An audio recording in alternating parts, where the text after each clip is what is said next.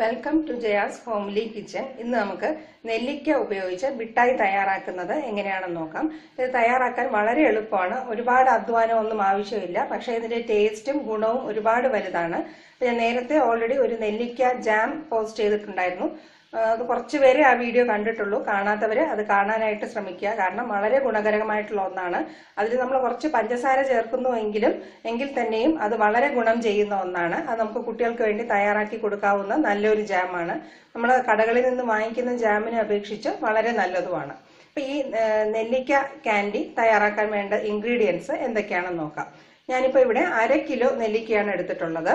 ഇതിപ്പോ നന്നായിട്ട് വിളഞ്ഞ് കുറച്ച് വലിയ ടൈപ്പ് നെല്ലിക്കയാണ് എടുത്തിട്ടുള്ളത്. അപ്പൊ നെല്ലിക്ക തിരഞ്ഞെടുക്കുമ്പോൾ വളരെ ഫ്രഷ് ആയിട്ടും അങ്ങനെ അഴുക്കൊന്നും ഇല്ലാത്ത ചീത്തയായിട്ടുള്ള നെല്ലിക്ക ഒന്നും ഇല്ലാത്ത രീതിയിലായിട്ട് എടുക്കാനായിട്ട് ശ്രദ്ധിക്കുക. അപ്പൊ ഞാൻ നേരത്തെ പറഞ്ഞതുപോലെ ഇതിനകത്ത് ഒരു നെല്ലിക്കയെങ്കിലും കേടുണ്ടെങ്കിൽ ആ മൊത്തത്തിനെയും അത് സ്പോയിൽ ചെയ്യും. അതുകൊണ്ട് കേടായിട്ടുള്ള വല്ലതും ഉണ്ടെങ്കിൽ ഒഴിവാക്കുക. അപ്പൊ ഞാനിങ്ങനെ 1/2 കിലോ നെല്ലിക്ക എടുത്ത് നന്നായിട്ട് ക്ലീൻ ചെയ്തെടുത്ത് വെച്ചിട്ടുണ്ട്. അപ്പൊ ഇതിന് വേണ്ടത് നമുക്ക് പഞ്ചസാരയാണ്. അപ്പൊ പഞ്ചസാര എന്ന് പറയുന്നത് ഇപ്പം 1/2 കിലോ നെല്ലിക്കയ്ക്ക് നമുക്ക് 400 തൊട്ട് 600 ഗ്രാം വരെ ഉപയോഗിക്കാം. അപ്പൊ ഓരോരുത്തരുടെ മധുരത്തിനനുസരിച്ച് അഡ്ജസ്റ്റ് ചെയ്യാം.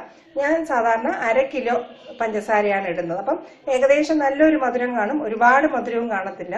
അപ്പൊ 500 ഗ്രാം എന്നുള്ളത് ഏകദേശം കൃത്യമായിട്ട് വരുന്ന ഒന്നാണ്. പിന്നെ ആദ്യം നമുക്ക് ചെയ്യാനുള്ളത് ഈ നെല്ലിക്ക തിളച്ച വെള്ളത്തിലിട്ട് ഒരു 4 തൊട്ട് 5 മിനിറ്റ് വരെ ഇതൊന്ന് വേവിച്ചെടുക്കണം. അപ്പൊ വേവിച്ചെടുക്കുന്ന പരുവം എന്ന് പറയുന്നത് ഇത് നമ്മൾ തൊടുമ്പോൾ ചെറുതായിട്ടൊന്ന് പിതുങ്ങുകയും വേണം. നമുക്കത് തണുത്ത് കഴിയുമ്പോൾ കൈ കൊണ്ട് തന്നെ ഇങ്ങനെ ഇതളായിട്ട് ഇളക്കിയെടുക്കാൻ പറ്റുകയും വേണം. കത്തി ഉപയോഗിക്കാതെ ഇളക്കിയെടുക്കാൻ പറ്റുന്ന രീതിയിൽ അത്രയും സോഫ്റ്റ് ആയി കിട്ടണം. അപ്പൊ നമുക്കിത് നെല്ലിക്ക വേവിച്ചെടുത്തിട്ട് ഇപ്പൊ കത്തി കൊണ്ട് മാത്രമേ കട്ട് ചെയ്തെടുക്കാൻ പറ്റുന്നുള്ള പരുവാണെങ്കിൽ അത് ഒന്നുകൂടെ ഒന്ന് ജസ്റ്റ് ഒന്ന് തിളപ്പിച്ചെടുക്കാനായിട്ട് ശ്രദ്ധിക്കുക.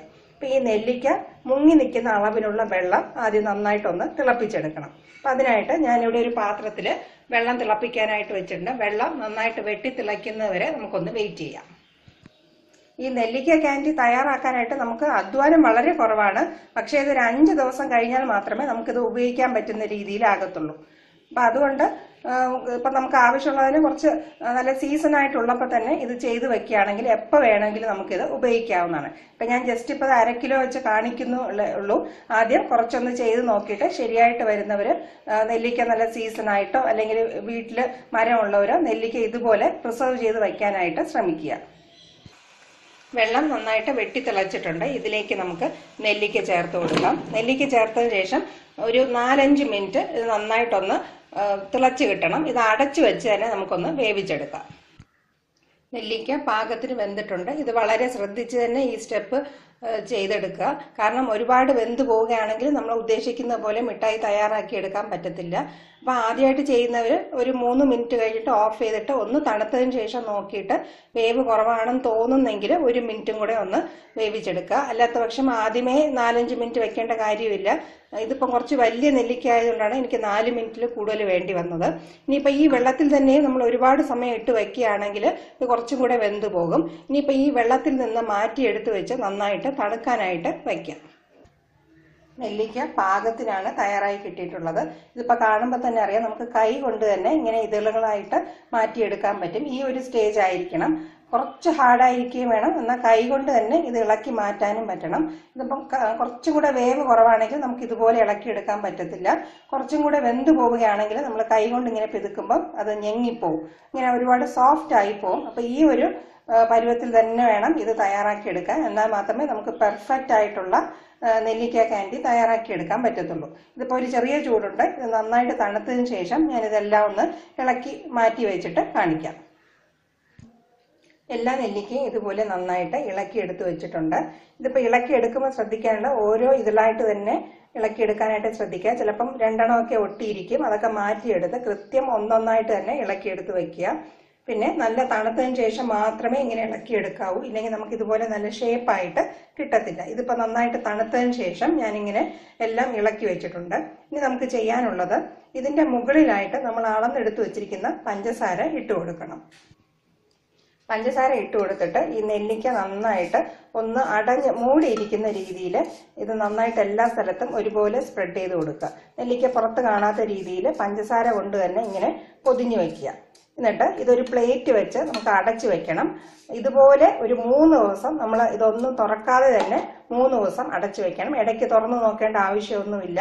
ഈ 3 ദിവസം കൊണ്ട് ഈ പഞ്ചസാര നന്നായിട്ട് അലിഞ്ഞ് ലിക്വിഡ് ആവുകയും ചെയ്യും. ഈ നെല്ലിക്കയ്ക്ക് ആവശ്യമുള്ള മധുരമെല്ലാം ഇത് വലിച്ചെടുക്കുകയും ചെയ്യും. ബാക്കി കുറച്ച് ലിക്വിഡായിട്ട് തന്നെ ഈ പാത്രത്തിൽ ഇരിക്കുകയും ചെയ്യും. ഇനി നമുക്കിത് ഒരു 3 ദിവസത്തേക്ക് നന്നായിട്ട് നല്ല ടൈറ്റായിട്ട് അടച്ച് സൂക്ഷിച്ചു വയ്ക്കാം. 3 ദിവസം കഴിഞ്ഞിട്ട് നമുക്കിത് എടുത്തു നോക്കാം.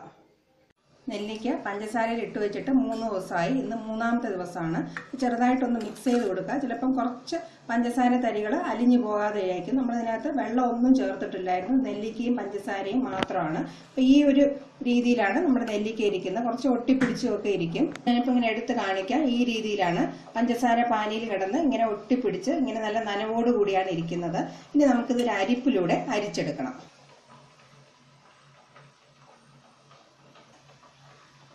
ഇങ്ങനെ അരിച്ചെടുത്തിട്ടുണ്ട്. നമ്മൾ ഈ അരിച്ചെടുത്ത ഈ ജ്യൂസ് നമ്മൾ കുറച്ചും കൂടെ തിക്കായിട്ട് കോൺസെൻട്രേറ്റ് ആക്കി സൂക്ഷിച്ച് വെക്കുകയാണെങ്കിൽ നെല്ലിക്ക ജ്യൂസ് പോലെ ഉപയോഗിക്കാവുന്നതാണ്. കാൽ കപ്പിനും കുറച്ച് കുറവായിട്ട് ഈ നെല്ലിക്ക ജ്യൂസും ആവശ്യത്തിന് വെള്ളവും ചേർത്ത് നമുക്ക് ഉപയോഗിക്കാവുന്നതാണ്. തിളപ്പിച്ച് മാത്രം വെച്ചാൽ മാത്രമേ ഇത് ചീത്തയാകാതിരിക്കത്തുള്ളൂ. അങ്ങനെ നമുക്ക് ഫ്രിഡ്ജിൽ സൂക്ഷിക്കുകയാണെങ്കിൽ നല്ലൊരു നെല്ലിക്ക ജ്യൂസ് നമുക്ക് ആവശ്യമുള്ളപ്പോൾ പെട്ടെന്ന് എടുത്ത് ഉപയോഗിക്കാവുന്നതാണ്. ഇത് നെല്ലിക്ക ചേർന്നിട്ടുള്ളതുകൊണ്ട് നല്ല അയൺ കണ്ടന്റ് ഉള്ളതാണ്. നമുക്ക് ക്ഷീണം മാറ്റാനും നല്ല ഒരു കൂൾ ഡ്രിങ്ക് ആയിട്ടും ഉപയോഗിക്കാവുന്നതാണ്. നെല്ലിക്ക അതിനാവശ്യമുള്ള പഞ്ചസാരയെല്ലാം വലിച്ചെടുത്തിട്ടുണ്ട്. ഈ ഒരു സ്റ്റേജിലിരിക്കുന്ന നെല്ലിക്ക നമുക്കിനി ഉണക്കിയെടുക്കണം. നല്ല വെയിലുള്ള സമയമാണെങ്കിൽ നമുക്ക് ഒരു ദിവസം കൊണ്ട് ഇത് നന്നായിട്ട് ഉണക്കിയെടുക്കാൻ പറ്റും. നെല്ലിക്ക ഇതുപോലെ അരിപ്പിലെടുത്ത് വെച്ചിട്ടുണ്ടായിരുന്നു. ഇപ്പോൾ എടുത്തു നോക്കുമ്പോൾ ഒട്ടും ഇനി ജ്യൂസ് വീഴുന്നില്ല. ഈ ഒരു സ്റ്റേജ് വരെ ഇതിലെ വെള്ളമെല്ലാം ഈ ജ്യൂസ് എല്ലാം നമ്മൾ അരിച്ചെടുക്കണം. അരിച്ചെടുത്തതിന് ശേഷം ഇതുപോലത്തെ ഒരു സ്റ്റീൽ പ്ലേറ്റിനകത്ത് വെച്ച് വേണം നമുക്കിത് സൺ ഡ്രൈ ചെയ്തെടുക്കാൻ. സ്റ്റീൽ പ്ലേറ്റിൽ നന്നായിട്ട് ഇത് സ്പ്രെഡ് ചെയ്ത് വെക്കാം. ഇപ്പോൾ പഞ്ചസാര ഒട്ടി പിടിച്ചിരിക്കുന്നുണ്ട്. 2-3 ഒന്നിച്ചായിരിക്കും ഇരിക്കുന്നത്. അപ്പോൾ ഈ നനവോടുകൂടി നമ്മളിത് ഇളക്കുകയാണെങ്കിൽ ഇതിന്റെ ഷേപ്പ് നഷ്ടപ്പെടും. ഇത് നമ്മൾ വെയിലത്ത് വെച്ച് ഉണക്കുമ്പോൾ ഇത് നമുക്ക് എളുപ്പത്തിൽ തന്നെ ഇളക്കിയെടുക്കാനായിട്ട് പറ്റും. നല്ല വെയിലുള്ള കാലത്താണെങ്കിൽ നമുക്ക് 3-4 മണിക്കൂർ കൊണ്ട് തന്നെ ഇത് നന്നായിട്ട് ഉണങ്ങി കിട്ടും. അല്ലാത്ത പക്ഷം ഒരു ദിവസം ഉണക്കിയിട്ട് ഒരു പാത്രത്തിൽ വല്ലതും എടുത്ത് വെച്ചിട്ട് അടുത്ത ദിവസം ഇതുപോലെ വെയിലത്ത് വെച്ച് ഒന്ന് ഉണക്കിയെടുക്കുക. ഉണക്കുന്ന കാര്യത്തിൽ പ്രത്യേകം ശ്രദ്ധിക്കാനുള്ള ഒരുപാട് നമ്മൾ ചുക്കെല്ലാം ഉണക്കിയെടുക്കുന്ന പോലെ അത്രയും ഡ്രൈ ആക്കരുത്. ചെറിയൊരു നനവോടുകൂടി വേണം ഇരിക്കാൻ. പക്ഷെ നനവ് അങ്ങനെ ഒരുപാട് ഇരിക്കാനും പാടില്ല. കുറച്ചൊന്ന് ചെറിയ രീതിയിൽ ഒരു സോഫ്റ്റ്നെസ് ഉള്ളപ്പോൾ തന്നെ ഉണക്കുന്നത് മതിയാക്കുക. അപ്പൊ ഇതിപ്പോൾ ഞാനിത് ഉണക്കാൻ വെക്കുകയാണ്. കുറച്ചൊന്ന് ഉണങ്ങി കഴിഞ്ഞിട്ട് ഇത് കാണിച്ചു തരാം. നമ്മൾ അരിച്ചെടുത്ത് വെച്ചേക്കുന്ന ജ്യൂസ് നമുക്ക് നല്ലതായിട്ടൊന്ന് തിളപ്പിച്ചെടുക്കണം. ഒരുപാട് ഇത് കുറുക്കിയെടുക്കേണ്ട ആവശ്യമില്ല. നന്നായിട്ടൊന്ന് ചൂടാക്കിയെടുത്ത് ഇത് തണുത്തതിന് ശേഷം നമുക്ക് കുപ്പികളിലാക്കി സൂക്ഷിക്കാവുന്നതാണ്. നന്നായിട്ടൊന്ന് തിളച്ച് വരുന്നുണ്ട്. ഈ സമയത്ത് നമുക്ക് ഗ്യാസ് ഓഫ് ചെയ്ത് കൊടുക്കാം.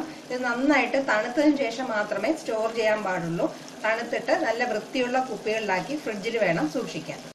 നെല്ലിക്ക ഉണക്കിയെടുത്തിട്ടുണ്ട്. ഇപ്പം നല്ല വെയിലുള്ള സമയമായതുകൊണ്ട് എനിക്ക് 3 മണിക്കൂർ കൊണ്ട് തന്നെ ഇത് ഉണങ്ങി കിട്ടി. ഈ ഒരു രീതിയിലായിരിക്കണം. നമ്മൾ കൈ കൊണ്ട് എടുക്കുമ്പോൾ നല്ല ഒരു ഈർപ്പം സോഫ്റ്റ് ആയിട്ടിരിക്കണം. എന്നാൽ ഇത് ഈ പ്ലേറ്റിൽ വെള്ളത്തിന്റെ അംശം ഒന്നും വരാനും പാടില്ല. അത് പ്രത്യേകം ശ്രദ്ധിച്ചെടുക്കുക. ഈ ഒരു രീതിയിൽ നമ്മൾ സോഫ്റ്റ് ആയിട്ട് തയ്യാറാക്കി എടുത്താൽ മാത്രമേ നമ്മുടെ അംല ക്യാൻഡിക്ക് ഒരു ടേസ്റ്റും കാണത്തുള്ളൂ, ഒരു മയവും കാണത്തുള്ളൂ. നമ്മൾ ഒരു 2-3 മണിക്കൂറും കൂടെ ഇപ്പം നോക്കിയിട്ട് ഇതൊരു ഈർപ്പം ഉണ്ടല്ലോ എന്ന് വിചാരിച്ച് കുറച്ച് സമയം കൂടുതൽ ഇങ്ങനെ ഉണക്കിയെടുക്കുകയാണെങ്കിൽ ഇതിന്റെ ഒരു സോഫ്റ്റ്നെസ് ഒന്നും കാണത്തില്ല. ഇങ്ങനെ ഒരു കടുപ്പം ആയിപ്പോ, ഒന്ന് കട്ടിയായിപ്പോ. അപ്പൊ ഈ ഒരു സ്റ്റേജിൽ തന്നെ ശ്രദ്ധിച്ചെടുക്കുക. ഇനി ഇതിലേക്ക് നമുക്ക് ചേർക്കാനുള്ളത് കുറച്ച് പൊടിച്ച പഞ്ചസാരയും കൂടെ ചേർത്ത് ഇതൊന്ന് മിക്സ് ചെയ്തെടുക്കാം. കുറച്ച് വിതറി കൊടുത്തിട്ട് ഇതൊന്ന് മിക്സ് ചെയ്തെടുക്കുക. ഈ സമയത്ത് നമ്മൾ പഞ്ചസാരപ്പൊടി ചേർത്ത് കൊടുക്കുമ്പോൾ ഇതിന്റെ കൂടെ ഒട്ടിപ്പിടിക്കാത്ത രീതിയിൽ രണ്ടും മാറി മാറി നിൽക്കുന്ന പോലെ ഇരിക്കും. ഒരു 4-5 മിനിറ്റ് അല്ലെങ്കിൽ മാക്സിമം ഒരു 10 മിനിറ്റ് കഴിയുമ്പോൾ ഈ പൊടിച്ച പഞ്ചസാരയെല്ലാം ഇതിനകത്ത് പിടിച്ച് നല്ല ഡ്രൈ ആയിട്ട് കിട്ടും. അങ്ങനെ വേണം നമ്മളിത് തയ്യാറാക്കിയെടുക്കാൻ. ഇനി നമുക്ക് തയ്യാറാക്കി വെച്ചിരിക്കുന്ന നെല്ലിക്ക ജ്യൂസ് കുറച്ചും കൂടെ ഡൈല്യൂട്ട് ചെയ്തെടുക്കാം. ഒരു ഗ്ലാസ്സിലേക്ക് കുറച്ച് ഒഴിച്ചു കൊടുക്കുക. ഓരോരുത്തരുടെ മധുരത്തിനനുസരിച്ച് അഡ്ജസ്റ്റ് ചെയ്തെടുക്കുക. നല്ല തണുത്ത വെള്ളമോ ഐസും കൂടെ നമുക്ക് ചേർത്ത് കൊടുക്കാം. നന്നായിട്ടൊന്ന് മിക്സ് ചെയ്തെടുക്കാം. അങ്ങനെ നമ്മുടെ നെല്ലിക്ക ജ്യൂസ് തയ്യാറായി കഴിഞ്ഞു. നെല്ലിക്ക പൊടിച്ച പഞ്ചസാരയെല്ലാം അതിനാവശ്യമുള്ളതെല്ലാം പിടിച്ചെടുത്തിട്ടുണ്ട്.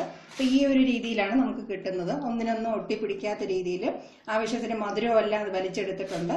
ഇങ്ങനെ നല്ല ഷേപ്പിലായിട്ട് കിട്ടും. ഞാനിപ്പോൾ ഇത് ഉപയോഗിച്ചിരിക്കുന്നത് ഒരു മീഡിയം സൈസിലുള്ള നെല്ലിക്കയായിരുന്നു. കുറച്ചും കൂടെ വലിയ നെല്ലിക്ക ഉപയോഗിക്കുകയാണെങ്കിൽ ഇപ്പോൾ ഈ ഓരോ മിഠായി നമുക്ക് കുറച്ചും കൂടെ വലുതായിട്ട് കിട്ടും. അപ്പോൾ ഏതാണോ കിട്ടുന്നത് അതനുസരിച്ച് തയ്യാറാക്കാനായിട്ട് ശ്രദ്ധിക്കുക. അങ്ങനെ നെല്ലിക്ക ക്യാൻഡിയും തയ്യാറായി കഴിഞ്ഞു. നമുക്ക് വളരെ എളുപ്പത്തിൽ തന്നെ ഇത് തയ്യാറാക്കി എടുക്കാവുന്ന ഒന്നാണ്. അതുപോലെ വളരെ ടേസ്റ്റിയുമാണ്, ഗുണകരവുമാണ്. അപ്പൊ സീസൺ സമയത്ത് കൂടുതൽ നെല്ലിക്ക നമുക്ക് കുറച്ച് വില സഹായമായിട്ട് കിട്ടുന്ന സമയത്ത് കൂടുതൽ ഇങ്ങനെ വാങ്ങിച്ച് തയ്യാറാക്കി വെച്ചാൽ നമുക്ക് വർഷങ്ങളോളം ഇത് ഉപയോഗിക്കാവുന്നതാണ്. പിന്നെ ശ്രദ്ധിക്കാനുള്ള കാര്യം, ഒട്ടും ഈർപ്പം കൊള്ളാതെ നല്ല എയർ ടൈറ്റ് ആയിട്ടുള്ള കുപ്പികളിൽ വേണം ഇത് അടച്ച് സൂക്ഷിക്കാൻ. പിന്നെ നമ്മൾ എടുക്കുന്ന സമയത്തും കയ്യിൽ നനവൊന്നും ഇല്ലാതെ സൂക്ഷിക്കുകയാണെങ്കിൽ നമുക്ക് ഒരുപാട് ദിവസം ഇത് നല്ല ഫ്രഷ് ആയിട്ട് തന്നെ ഉപയോഗിക്കാവുന്നതാണ്. നെല്ലിക്ക തിരഞ്ഞെടുക്കുമ്പോഴും ഏതെങ്കിലും ഒന്നോ രണ്ടോ കേടായിട്ടുണ്ടെങ്കിൽ അത് മാറ്റിയിട്ട് മാത്രം ചെയ്യാനായിട്ട് ശ്രദ്ധിക്കണം. പിന്നെ ക്ലീൻ ചെയ്യുന്ന കാര്യത്തിലും നെല്ലിക്കയുടെ പുറത്തൊക്കെ നന്നായിട്ട് കഴുകിയെടുക്കുക. ഇങ്ങനെ ചെറിയ കാര്യങ്ങൾ നമ്മൾ വളരെ ശ്രദ്ധിച്ച് ചെയ്യുകയാണെങ്കിൽ നല്ല അംല ക്യാൻഡി വളരെ വിലക്കുറവിൽ തന്നെ നമുക്ക് വീട്ടിൽ ഇഷ്ടംപോലെ കഴിക്കാവുന്ന രീതിയിൽ തയ്യാറാക്കി എടുക്കാവുന്നതാണ്. അപ്പൊ ഈ റെസിപ്പി നിങ്ങൾക്ക് ഇഷ്ടപ്പെട്ട് കാണുമെന്ന് ഞാൻ വിചാരിക്കുന്നു. ഇത് തീർച്ചയായിട്ടും എല്ലാവരും വീട്ടിലൊന്ന് ട്രൈ ചെയ്ത് നോക്കുക. Thank you for watching my video.